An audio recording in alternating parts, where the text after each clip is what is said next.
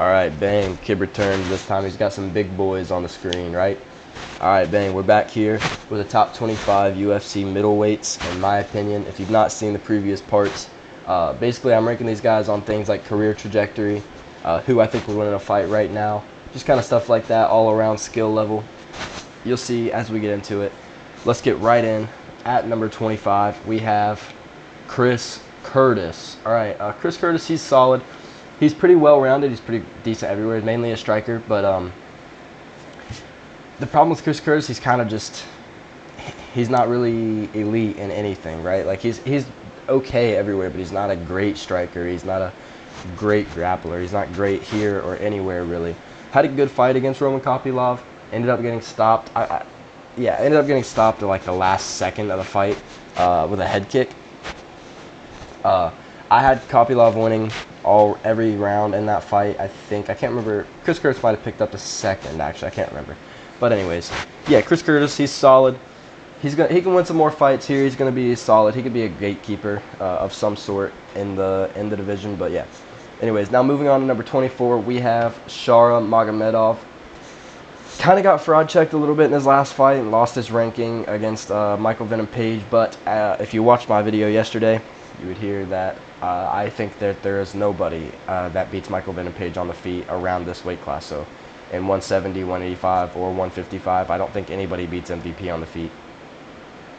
So Shara, he's going to fall a little bit down the list with that loss. It was his first loss of his career, so I can't hold it too hard against him. But the big problem with him is the grappling is just not there. He's very flashy on the feet, very fast, very athletic. Especially for, I mean, this guy, I mean, look at him, like, you know exactly what I'm talking about. But anyways, yeah, he's a great striker, really flashy, really athletic, really fun to watch. Doesn't have great distance management, but that has to do with the fact that it only has one eye. But yeah, with that being a thing, him being on this list at all is very, very impressive. He's a very good fighter. Moving on now to number 23, we have Bruno Ferreira, or Ferreira. I don't know how to say it exactly. Bruno Ferreira is really good. Very good striker, got loads of power, can hurt anybody at any time. And we just saw in his last fight against Armen Petrosyan that he's got some submissions on the ground. Didn't look great on the ground against Abus Magomedov, but looked great on the feet. Pretty sure he rocked Abus, hurt him pretty bad. I didn't watch this fight fully when it was live, but I don't remember him rocking Armen Petrosyan real bad or anything like that. But you can definitely see every strike he lands that his opponents feel it. He's a very big, powerful guy, right? So he's going to find himself at number 23 on the list. Moving on now to a similar kind of guy. Number 22, I have Joe Pyfer. He hits harder than Francis Ngannou, according to him. Hasn't fought in a while, coming up on a year in just a few months. But looked good in that fight. Beat the shit out of Marc-Andre Barriault. He's another guy, I can't remember who I talked about with this. Oh, it was Carlos Leal in the last video. That Joe Pyfer fights like he wants to, like really wants to hurt you. Like you owe him something. Like he needs to get in there and he needs to hurt you really bad.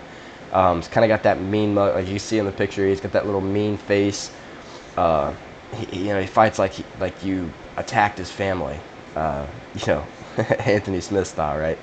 But yeah, Joe Pyfer is very, very good. He's athletic, got crazy power, put the lights out on Marc-Andre Barriault. Kind of got fraud checked by Jack Hermanson, who we'll talk about in a little bit. He looked great in rounds 1 and 2, and then kind of gassed himself out, over punching himself. So ended up Jack Hermanson got the decision, kind of stayed in there, crafted his way to the victory. So yeah, Joe Pyfer's going to find himself right here at number 22 on the list. So now moving on to number 21, we have Ikram Aliskerov. Very good. Those two losses on his record are Robert Whittaker and Khamzat Chimaev, both by knockout. So his stand-up needs work. He has good stand-up. He's just not at the top level like those two guys I just named are.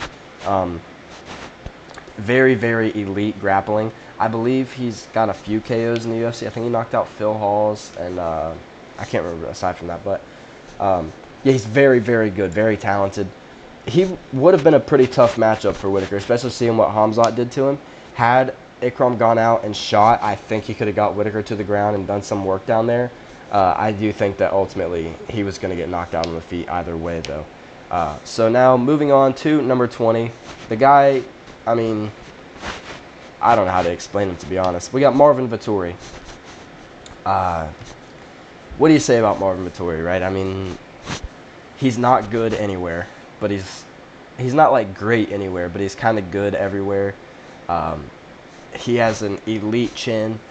You can stand in there and punch this guy, hit this guy with everything you have. Jared Cannonier hit him with absolutely everything he had and couldn't put him away. Landed a significant strike record on him, and with that's with Cannonier power, and Marvin Vettori walked through all of them. Just got his ass beat pretty bad by Roman Dolidze, who we'll talk about shortly. But yeah, a little bit washed. I think he's fallen off. I think within the next year he'll probably be out of the rankings. He'll get a good match or a matchup against one of the guys probably that I just talked about, and they'll end up beating him. But for now, he's going to find himself at number 20. Moving on now to number 19, we have Gregory RoboCop Rodriguez. This is Barack Obama if he was on a lot of steroids. Yeah, he's very good. Got loads of power. We saw him hurt Cannonier really bad in rounds 1 and 2. Has a great ground game. Just kind of gassed out there in that fight against Cannonier and ended up getting finished. But he looked fantastic in rounds 1 and 2, and he's going to be a guy that's going to make a push more upwards towards the top of the division here probably very soon. So now moving on to number 18, we have Abus Magomedov. I know he looked... people like to hate on Abus because of that Sean Strickland fight where he gassed himself out real bad in round 1. But you got to keep in mind that that was like his second or third UFC fight, and he dominated Strickland in the first round. And I want to say it was on short notice too. I can't remember to be exact. It's been a while, but since then he's looked great in every fight he's had. Looked great against Bruno Ferreira, dominated him on the ground, ended up submitting him late in the third round. Looked fantastic in that fight other than when he got rocked. His striking needs work. We've seen him get dropped by Ferreira. We've seen him get finished by Strickland. But he's still improving. He's young. He's going to make a run up into the rankings, and he'll be around for a while, in my opinion. So moving on now to number 17, we have Michel Pereira. Here's the thing about him. He's got the ability to finish anybody he's in the cage with in the first 2 minutes of the fight. And even really through the whole first round, he's got the ability to stop anybody in there. He's powerful, and he has good submissions. The problem with it is he uses absolutely all of that power right there in that first round and gasses himself out more consistently than anybody I've ever seen. He was really hyped up when he first got into the UFC and then did that exact thing. I can't remember the guy's name, but gassed himself out, ended up losing a decision. Looked great, got a few wins over... Mikhail Oleksiejczuk, and then there was another one. The guy did a backflip on, but his name's not... Ihor Potieria. Looked great in those two fights. Stopped both those guys. Big body shots right into submissions. And then got the matchup with Fluffy Hernandez and just looked terrible in rounds 2, 3, and I believe he got finished in the 4th. Just looked terrible. Gassed himself out horrendously. But I have him so high up the list because he is so powerful, so accurate early on. And he really can finish anybody on this list. He could win a belt in the first 2 minutes of a fight if he just lands the right shots and stuff. So he's really exciting, really talented. Just probably needs to dial it back a little bit. Focus more on, being able to win the fight instead of just going out and knocking guys out in the first 2 minutes and doing backflips on their face and stuff like that. So, I don't know. Michel Pereira is going to find himself up here at number 17 on the list. And we'll now move on to number 16, the crafty veteran himself, Jack Hermansson. He's another guy kind of like that Vettori where I said he's not great anywhere. He's got good grappling, got good stand-up. He's just not elite at any of those things. Has great cardio. We saw in that Pyfer fight. He was able to come in, get pretty well beat up in rounds 1 and 2 and stay in there. Good ability to recover in that fight, and then stayed in rounds 3, 4, and 5. Got the decision, which was something that not a lot of people were expecting, especially after those first 2 rounds. But yeah, looked great in those last few rounds. I think He's on his way out, though. He hasn't fought since then. It's been over a year now. There's still some guys he can beat in this division for sure. He just has to get back in there and fight, but he's not ever going to be towards the top of the division. But I don't think he's going to fall completely out unless it's retirement or unless he comes back looking just really slow and old. But yeah, so Jack Hermansson's going to be right outside the top 15. Now moving in, we have number 15. Please do not attack me for this. We have Bo Nickal. You can say what you want about Bo Nickal. He's a wrestler and did not take Paul Craig to the ground and won the fight all 3 rounds. And like, it wasn't like he was out there piecing him up. Like, his striking didn't look fantastic, but his striking is clearly good enough to go out and win fights at a UFC level against a guy who has wins over multiple UFC champions. Like, Paul Craig submitted Jamal Hill, he submitted Magomed Ankalaev, and he has another win over a former champ, an older guy, but I'm not going to come up with it right now. Paul Craig is he can win fights, and Bo Nickal stood in there, didn't use his best skill set, which is his grappling, and stood in there and won that fight. Now, I know Paul Craig's not a great striker. It's not like he stood in there and pieced up, like he stood in the pocket and pieced up someone like Joe Pyfer or somebody like that. No, he didn't do that, or like Shara or Armen Petrosian. Like, he didn't go out and outstrike one of those guys, but he went out there and won the fight in the place he's the least comfortable. So you can say what you want, but I was impressed by that. Could have something to do with the fact that I'm a wrestler, but I don't know. And Bo is still so young. I don't even think he's 30 yet. I don't have his age in front of me, but I don't even think he's 30 yet. And he's just looked,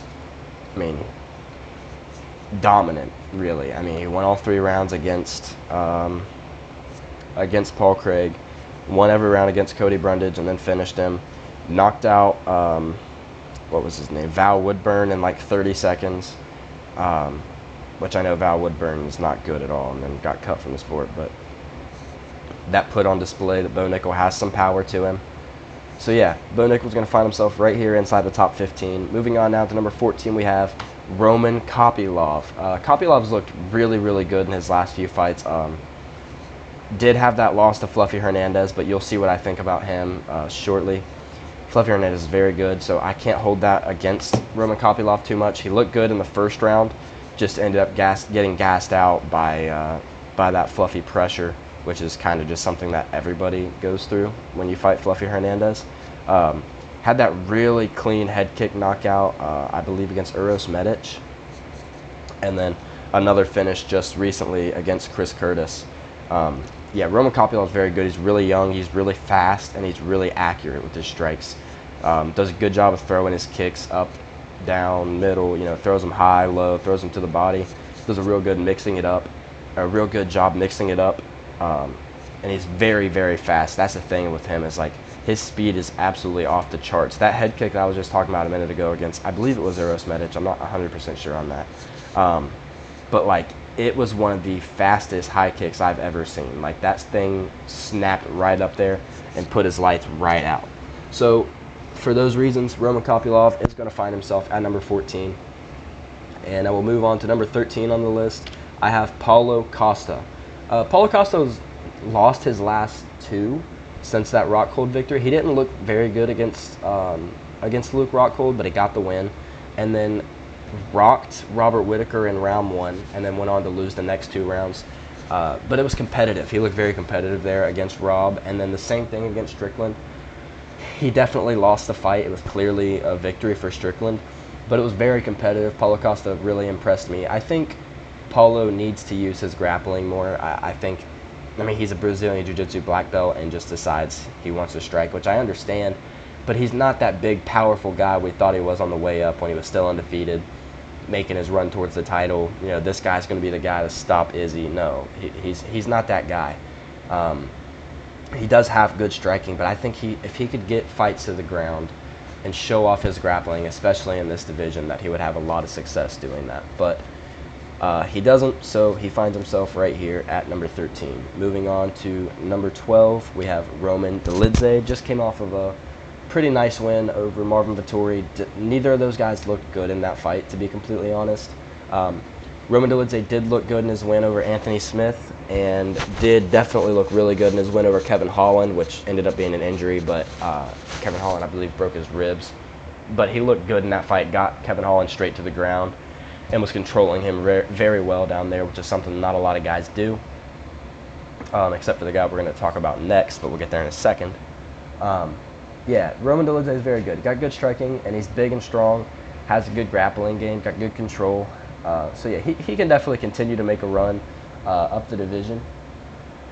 We've just got to see, he's just another guy where he's just not really great at any one thing. He's just solid, well-rounded, solid everywhere. But yeah, so he's going to find himself at number 12. And then up next, we're going to have Reinier de Ridder. This might be a little bit of a high placement for him, but he looked so good in that Kevin Holland fight. Nobody just takes down Kevin Holland and submits him that easily. I mean, even Khamzat Chimaev in his Holland fight did not just take him down, dominate him on the ground, do whatever he wanted and submit him. Like, Khamzat had to work for positions.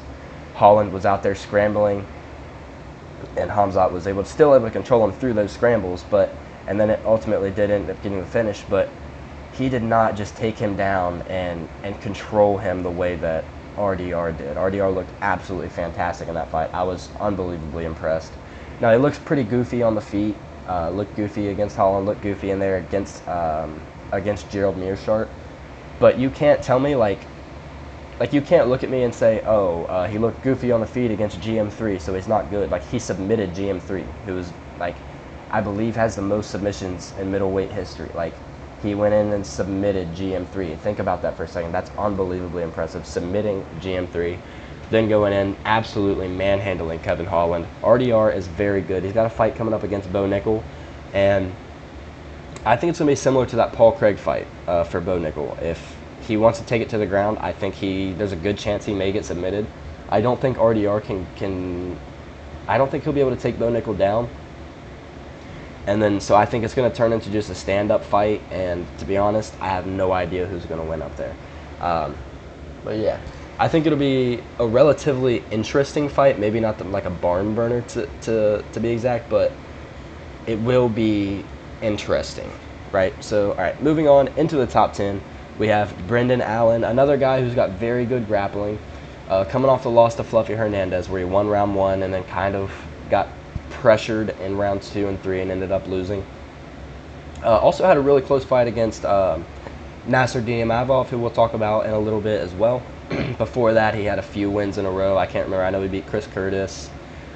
He submitted Paul Craig, which is very impressive. I think he had a few more submissions in there. But yeah, very, very good grappler. And he's not bad on the feet is the reason I have him here above RDR. Maybe on the ground, RDR could get the best of him. I think Brendan Allen would be good enough to hold his own on the ground against RDR. But I think he's a lot bigger than RDR, which may be completely incorrect. I kind of view Brendan Allen as just like this massive middleweight. Like, he's not like shredded or jacked or anything like that, but like he's just big. You know what I mean? Like, I don't know how to explain it other than that, but I think he would have a pretty hard time. RDR would have a pretty hard time getting him to the ground, and I think Brendan Allen would be able to outclass him on the feet. So that's why he finds himself here at the number 10 spot. Now, moving on to number 9, we have Big Unk, Jared Cannonier, the Killer Gorilla. Looked okay in that Gregory Rodriguez fight. Didn't look good in rounds 1 and 2. Like, I wouldn't even say didn't look good. I would say he looked bad in rounds 1 and 2. Got hurt really bad in both of those rounds. And then you could see RoboCop starting to kind of fade.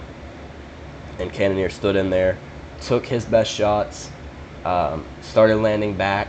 Kind of, you see RoboCop was really starting to fade towards the end of the 3rd round. You could tell he hurt him pretty bad. Pretty sure he dropped him. Almost got the finish, and then got the finish at the very start of round 4. Nice little crafty victory there for the Killer Gorilla. But to be honest, like, he's got that win over Sean Strickland. I thought Strickland won that.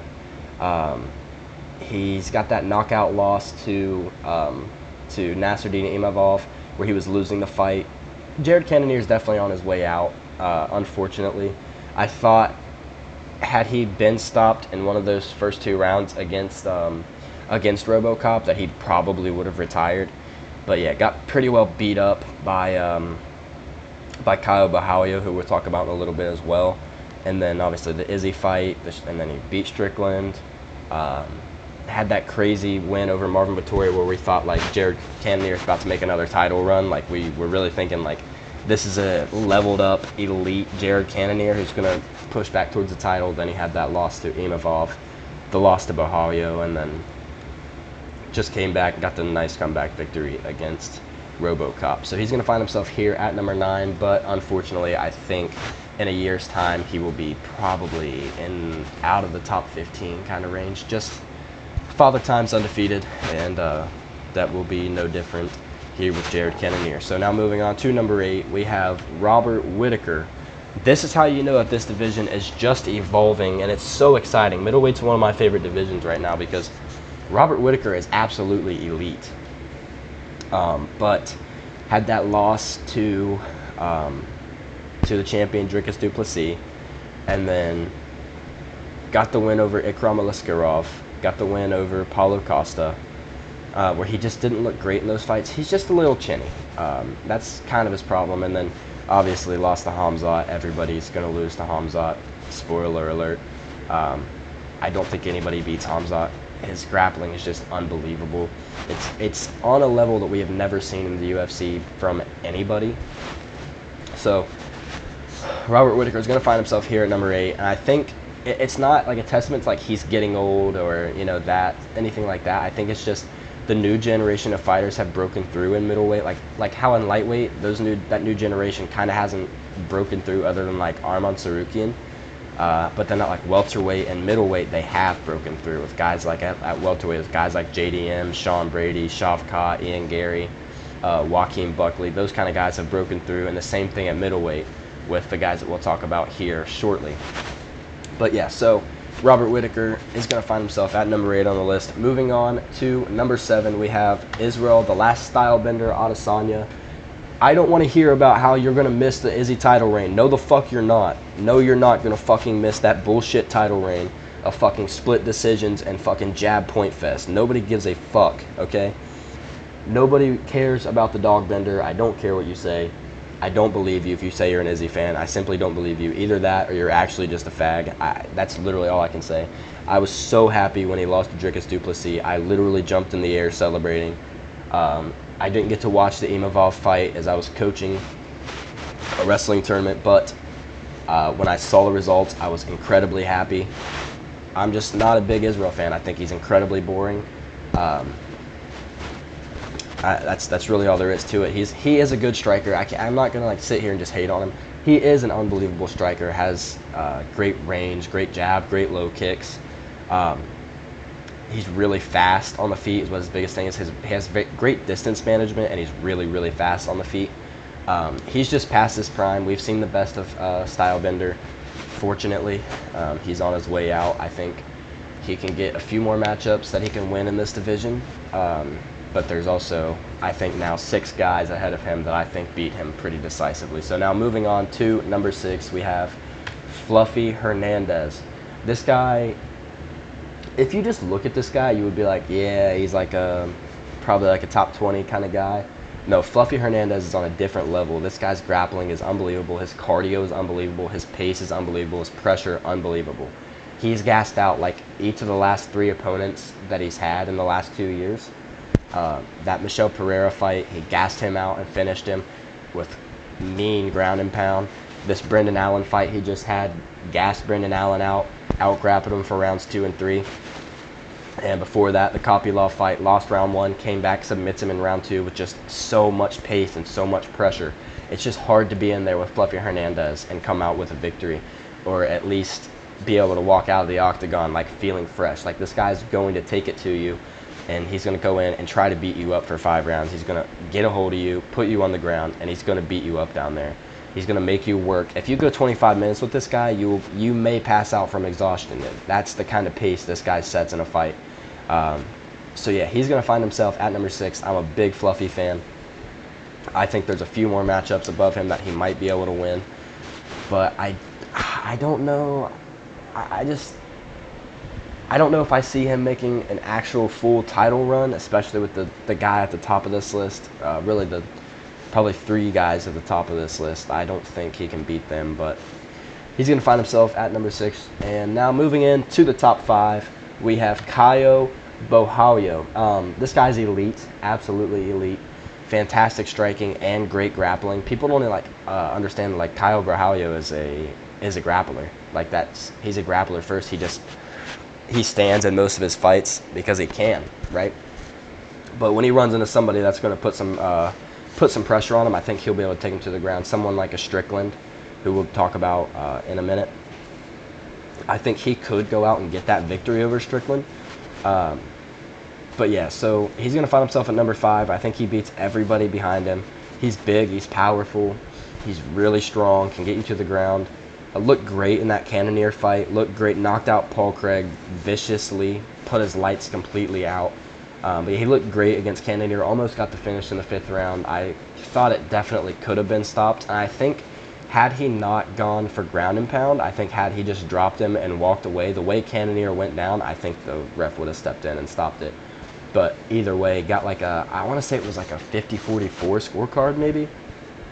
But yeah, Caio Borralho's fantastic, and the best thing about him, he's got the Fighting Nerds plot armor. He's kind of like the group leader, if you will, of the Fighting Nerds. Yeah, he's fantastic, so he's going to find himself at number 5. Number 4 on the list is the former champion, Sean Strickland. Now, I know there's the next guy you're going to think, well, he beat that guy, but I think that Sean Strickland has not improved since that Izzy fight, to be completely honest. I think the Izzy fight was the peak of his career. I don't think he'll ever have a performance like that again. He looked solid in the first DDP fight. I thought he lost. I thought DDP was the rightful winner. And then went out, had a snooze fest against Paulo Costa. Actually, literally, I almost fell asleep during that fight. And then the last 10 seconds were pretty exciting when Strickland actually decided he wanted to do something. Yeah, so he's got solid takedown defense. I mean, when he does get to the ground as well, he does a good job at kind of squirming his way back up to his feet. But I just don't think, I think if someone like a Hamzat gets a hold of him, he's not going anywhere. You know, there's not very many great grapplers at middleweight. But someone like a Bo Nickel gets a hold of him, he's not going anywhere. Someone like a Reinier de Ritter gets a hold of him. Someone like a Brendan Allen, a Fluffy Hernandez, I just don't think those guys are going to get away from him. Or I don't think that he's going to be able to get away from those guys. But he's great on the feet. It's going to be really hard to beat Strickland on the feet unless you're DDP, because he's so technical and so clean that it's going to take that kind of wild striking, wild pace, and like just unorthodox stuff to get to him. Because like the classic stand-in boxing stuff is just not going to work. We've seen that from many people. Tried to do that against Strickland. It's just not going to work. Imavov tried it. It didn't work. Izzy didn't work.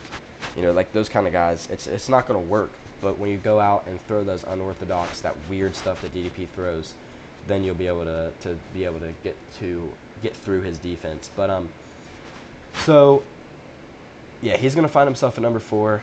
I think that in the next few years, he will fall down this list more as this new gen of fighters continues to kind of break through. I think that he will continue to fall, but Strickland's going to find himself at number 4 for now. Moving on to number 3, we have Nasruddin Imavov. I know Strickland beat Imavov just a few years ago, but I think since that fight, like I said, I don't think Strickland has improved much at all. And I think Imavov has improved tenfold. I think he is a completely different fighter. Looked amazing against Roman Dolidze. Looked amazing in there against Brendan Allen. Looked amazing against Jared Cannonier. And then obviously he knocks out Israel Adesanya. This guy's he's leveled up, really. Like, he's on a completely different level than he was when he was in that Strickland fight.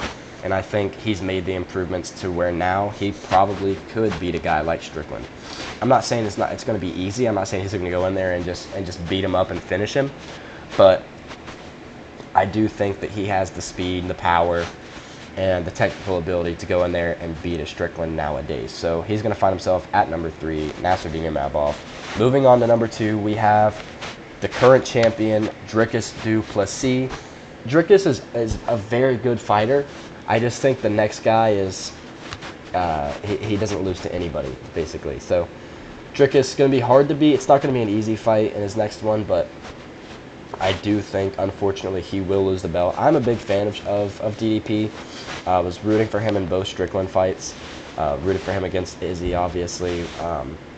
So, yeah, he looked great. He knocked out Robert Whittaker, gets injured, goes in, wins the belt off of Strickland. Looks great in that fight. It was very close, but he looked great in that fight. Goes out, has a competitive fight against Izzy, rocks him, takes him down, and submits him in round 4. Looked phenomenal in that fight. His striking looked good. He hurt Izzy multiple times, was landing a lot. Also was getting hit a lot, but that's kind of like a Dricus thing. Like, he just kind of chads his way through your shots, right? But got hurt Izzy multiple times. Took him down, controlled him, I believe, all of round 2, and then ends up taking him down, submitting him in round 3. Just unfortunately, I don't think anybody in this division, or the division below probably, or maybe the division above even, beats Khamzat Chimaev. And probably a year ago, I wasn't saying that. After like the Kamaru Usman win, I was thinking, you know, he's really good. He's definitely really good, but he's beatable, right? But he looked like a completely, like he leveled up again in this Robert Whittaker fight. Took him down with ease. Shot from like halfway across the cage, still secured the takedown. And then this guy has unbelievable strength. He's got great control, was on the back of Whittaker for a while. As soon as he gets that rear naked locked in, he squeezes, which I guess Whittaker's had issues with his mouth before, but just as soon as he gets this thing locked up around the chin, literally breaks his teeth and gets the tap pretty much immediately against Robert Whittaker. Looked fantastic in that fight. Looked good in the first round against Kamaru Usman. I think DDP's best chance is to bring this fight to the later rounds, because we now know DDP has great cardio, can go 5 rounds. Is still dangerous in those last 2 rounds. It was round 4 when he broke Strickland's nose, and then kept pushing the pace on him in round 5. So I think his best chance is to drag Khamzat into the later rounds, and hopefully he can do some work and end up pulling it out. But I don't know if I see it happening. I think if Khamzat's healthy, that he will finish the fight within 2 rounds. He's just that good on the ground. And yeah, so that's why he is at number 1. That is going to be the end of the list. Let me know if you guys enjoyed the video, anything I could do better. Let me know if you guys have a few prospects at middleweight that you would like to see on this list. If you would have rearranged this a little bit, have a guy over some other guys, anything like that. Let me know what you guys think down in the comments. I appreciate you guys viewing the video, and I hope you guys have a great rest of your day. Peace.